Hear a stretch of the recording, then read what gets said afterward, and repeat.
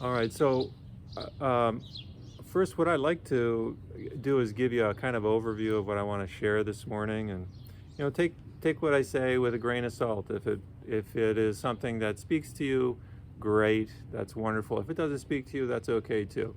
We're all in this finding our own way in the Dharma, finding our way through suffering, finding our way to peace and joy and happiness. And sometimes words can be helpful, sometimes not. So take this as with a grain of salt. What I'd like to do, this is part two. This is part two, or point two of 8 points I'd like to offer on what I'm calling optimizing Zazen. In other words, making our Zazen better, which sounds kind of strange from a certain perspective. But I've been writing about this, and I gave two previous talks about this. So if you haven't seen my writing or listened to the other talks, you might want to do that if you need some clarification or just to investigate these ideas a little bit more.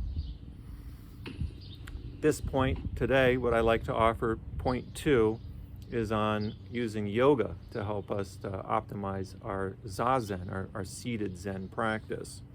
The previous point was on nutrition, and it was on nutrition and exercise. So that was point one. Point two is yoga.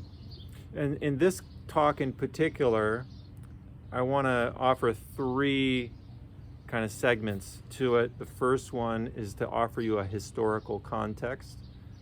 The second one is to bring in modern yoga in the modern age. And the third point is, how can yoga actually help us today? How can yoga actually help us sit Zazen? So that's kind of an overview of what I want to share. Okay, so let's go to the first point. The first thing is the historical context for yoga.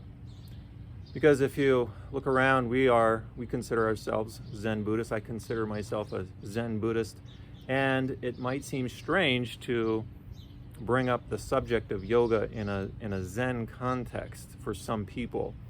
But for me, it's always been very much integrated right from the start. So just from my personal experience sitting with my teacher, there was a yogi in the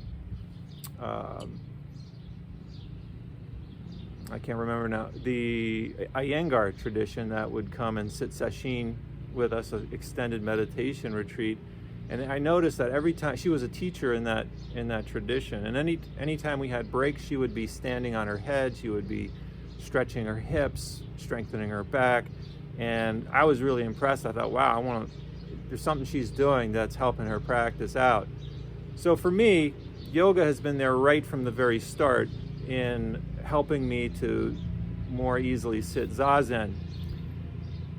When I went to Tassajara in California, there was a program being offered at the time called Yoga and Zen, or something along that line. Is it Yoga and Zen? And the teacher, Vicki Austin, one of my dear colleagues, and I consider her one of my teachers. She said during that, she was leading it, she said during that workshop that the Buddha was an adept yogi of his day. And then she proceeded to teach yoga. And I was just really struck by that particular statement that she made, that the Buddha was an adept yogi of his day. So what does this word yoga actually mean? The root of the word yoga is yuj. Yuj means to unite. And the word yoga, can you guys hear okay? Yep. Okay, great. So the word yoga first appears in world literature in the Katha Upanishad. So this is a book of some of the Upanishads. These are ancient Indian texts. And one of the Upanishads is called the Katha Upanishad. I'd highly recommend reading it. It's very, very good.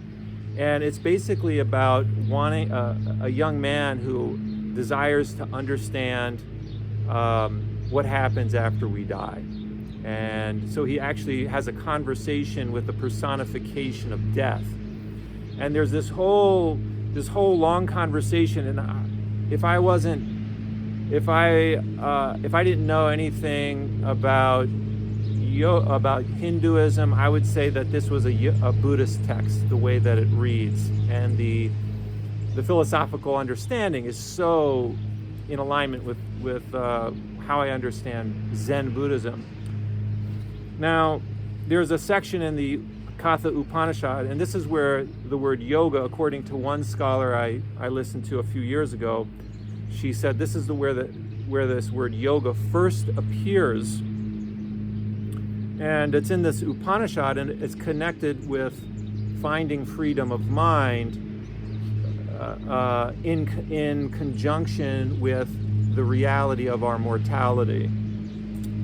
And it reads like this. I'll read you a couple of stanzas from it. When the five senses are stilled, when the mind is stilled, when the intellect is stilled, that is called the highest state by the wise. Okay? They say yoga is this complete stillness in which one enters the unitive state, never to become separate again. If one is not established in this state, the sense of unity will come and go. The unitive state cannot be attained through words. Didn't we just read something about that? Chant something about that? The unitive state cannot be attained through words or thoughts or through the eye. How can it be attained except through one who is established in this state oneself? And then it says here, last stanza.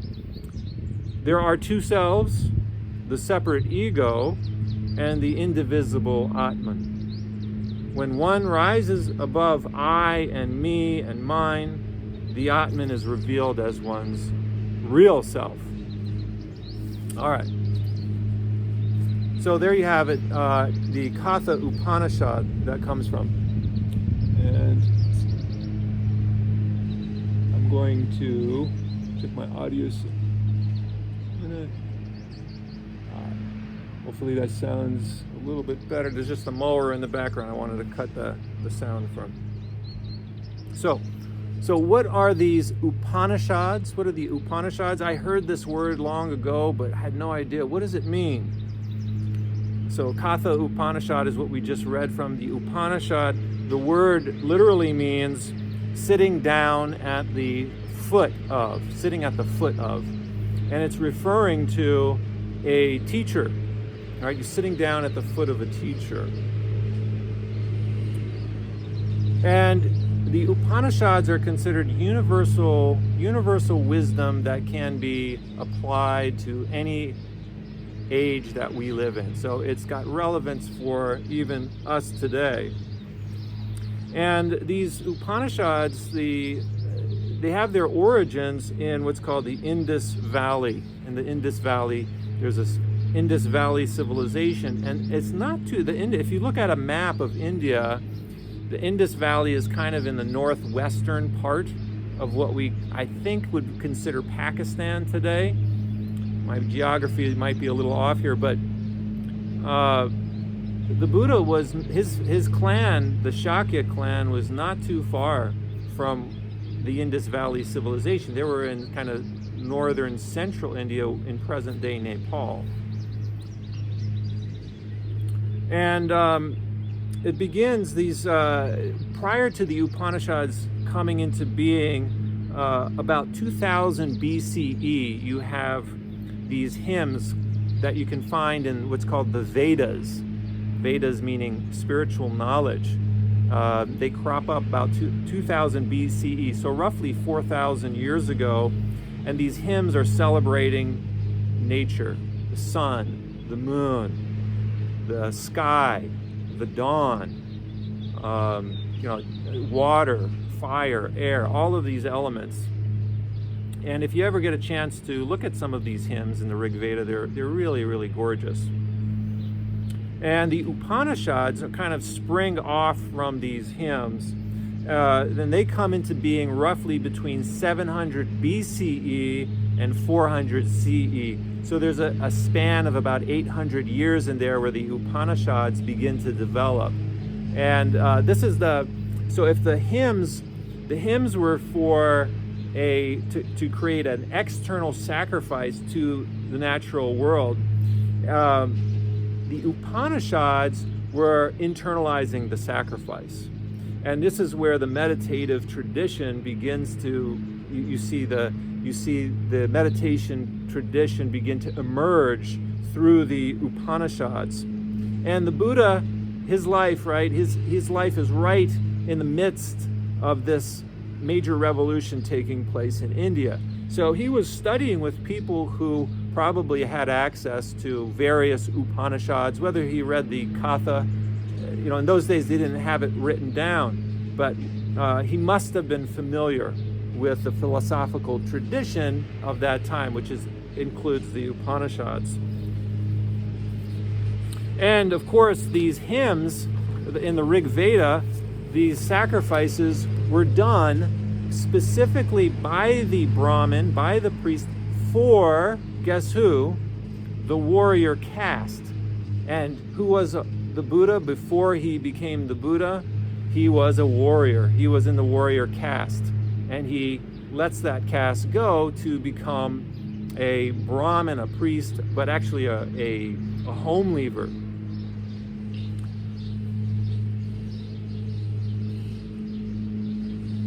So the Buddha's wisdom, what emerged from the Buddha, is really indebted to this larger context in which he lived in, this Indian wisdom, the Upanishads, the Vedas. And the Buddha also contributes to this rich spiritual wisdom. The Yoga Sutras, according to another scholar, are said to be inspired by the presence of the Buddha, or the success of the Buddha's teachings. And we could say even that Zen couldn't be in existence without this yogic tradition. One of the schools of Buddhism, in fact, takes its name from yoga. It's called Yogacara. And any of you who are interested in learning about Yogacara, I would highly recommend this study. It's something that I've been kind of chewing on slowly for the past 10 years, but this particular book is excellent. It's about Yogacara, and it's written by one of our Zen priests, Reb Anderson, out at the San Francisco Zen Center. It's called The Third Turning of the Wheel, the Wisdom of the Samdhi Nirmochana Sutra. So it gives you a sense of what yoga is for Buddhists. Yoga, another way we can talk about yoga or to define yoga, it is a science of the mind. And the question that we could ask ourselves is, how do we make the mind more flexible, right? Dogen talks about something called nunanshin, or a soft and flexible heart-mind. Just to give you an example of inflexibility,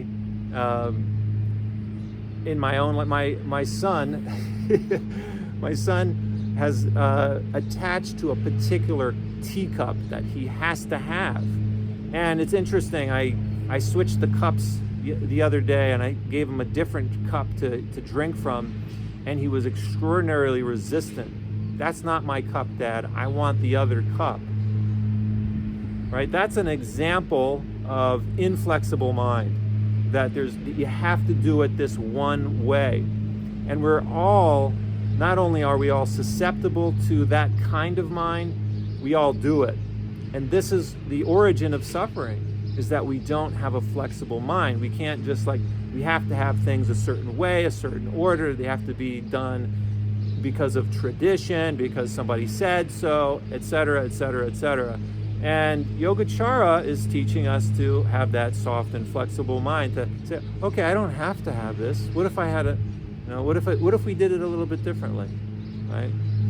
This is the heart of yoga. The point is, though, that we all attach to wanting things to be a certain way. We all attach to wanting things to be certain. We don't like uncertainty. We don't like change.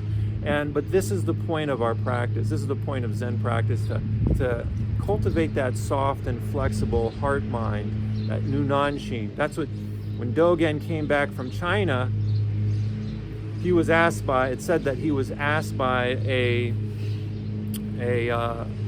one of his followers. He said, this Shinran brought back the teachings of the Pure Land Buddhism. Kukai brought back the esoteric teachings. What did you bring back? Which teachings did you bring back? And Dogen is said to have shared that he brought back a soft and flexible heart mind. That was one of the things I brought back a soft and flexible mind. And really, it's not about, Zen practice is not about how much you know, right? It's not about gaining knowledge about Zen, even. You don't have to know about Zen. You don't have to know about Buddhism. You don't have to study extensively. I wouldn't say don't do those things, but don't think that knowledge is going to equal freedom of mind. That's not the purpose of this practice.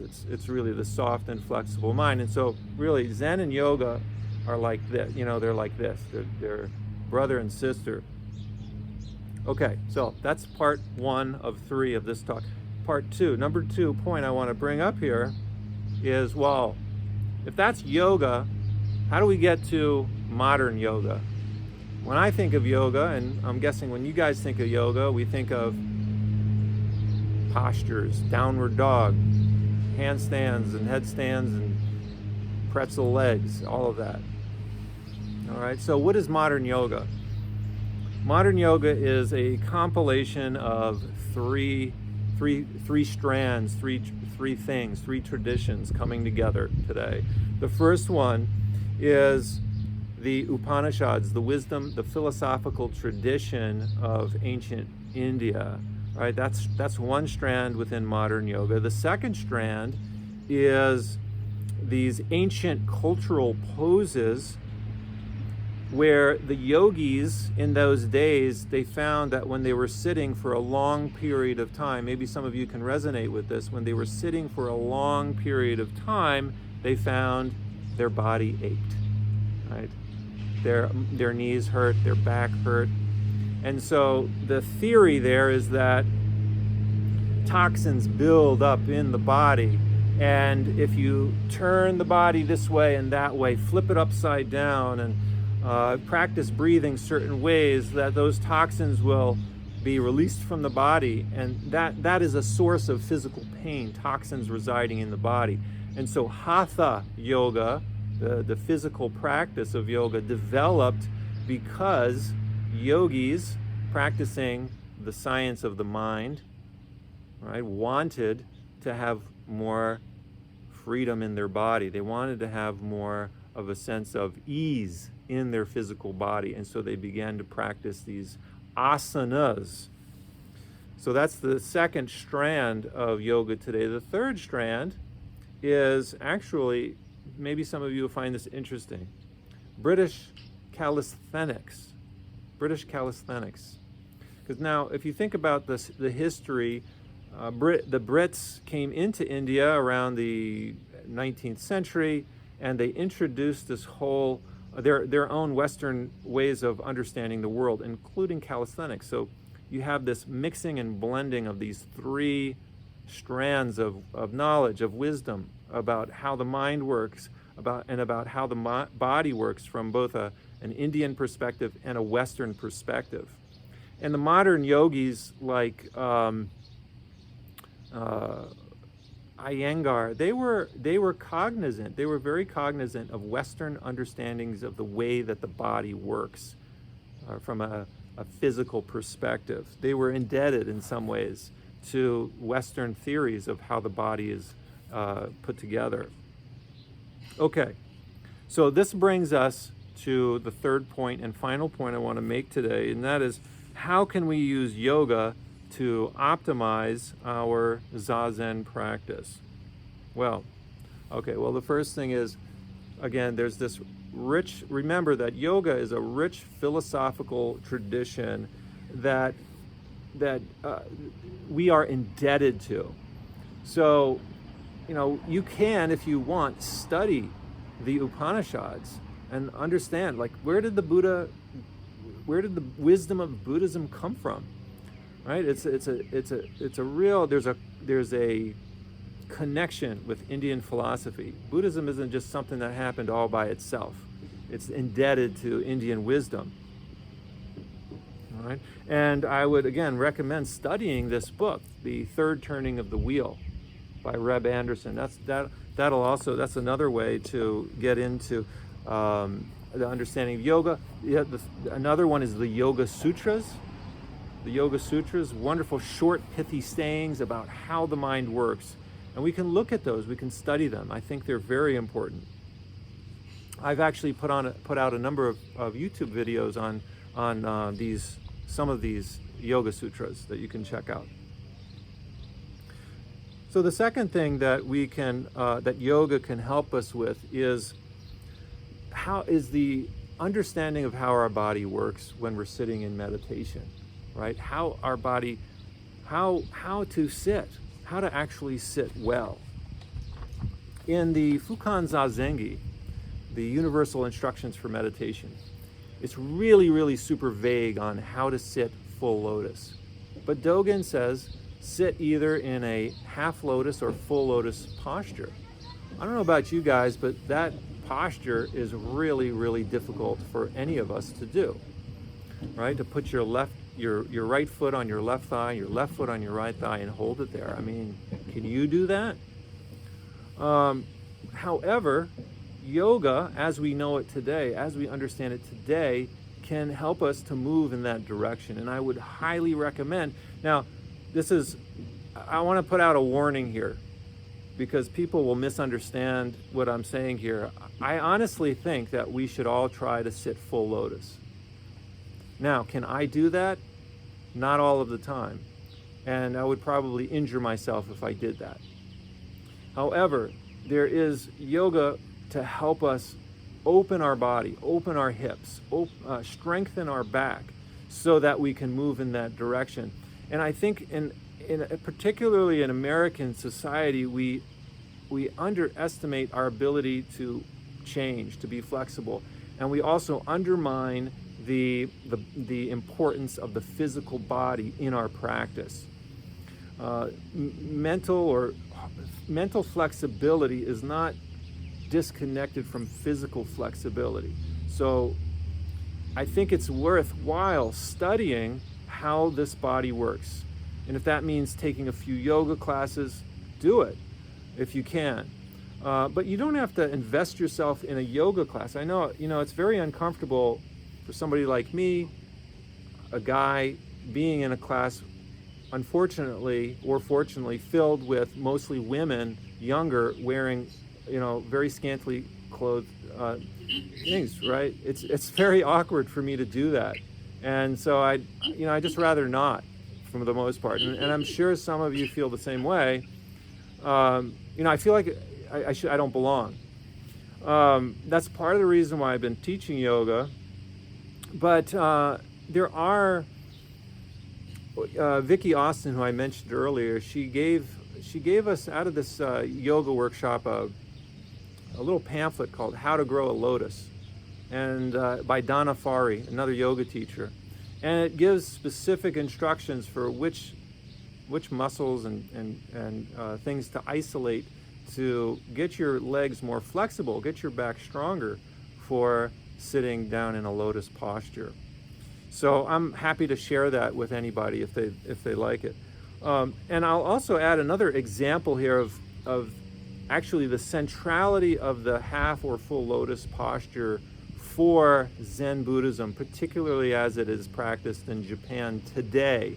I know some of you, like Vicky and George and Taizan, you just went to Japan and you know how, you got to sit.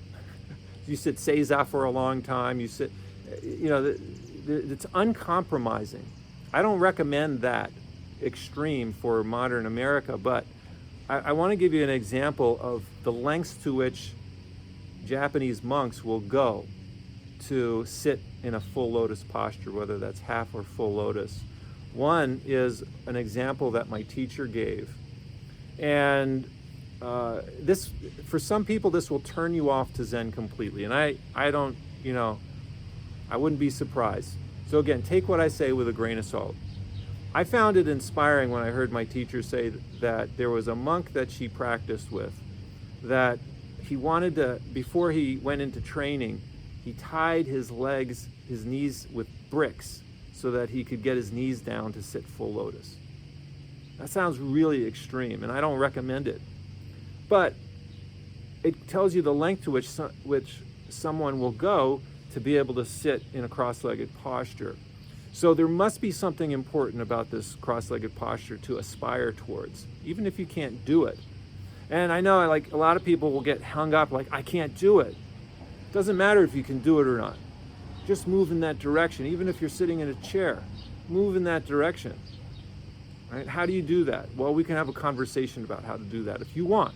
But don't think that you have to do it. It's not like I'm saying you gotta sit full lotus, but I am suggesting, like, this is the tradition that it comes from. Now, if you think that is extreme, I'll give you another example of my teacher's teacher, Noda Daito Roshi. And this, I was listening to these stories as a 20-year-old, so I'm a lot more flexible in the body. Now, don't think that since you're older, or some of you that are older in 40s, 50s, 60s, don't give up on yourself. I was 20 when I started doing this, so maybe I had a little bit of an advantage, but don't give up on yourself just because you're older. It's never too late to learn and to study the body. So here's the example. Noda Daito Roshi, he has a temple that, a big function of that temple is to work with children who are bullied. And he was working with a group of children, and he had a lot of construction going on at the temple at the same time. A big dump truck came with a load full of big rocks in it, and the guy who was driving the truck didn't see the kids. And he started to dump the rocks out where the kids were. And Noda Daito Roshi, he ran in front so that the kids would scatter and get out of the way of the moving rocks. And one of these sharp rocks cut his leg so severely that he was hospitalized by it. And while he was in the hospital, the Zenji of Sojiji, where some of you just went to celebrate Keizan Zenji's 700th year, his name was Itabashi Zenji. He came to visit with Noda Daito Roshi and asked him to be the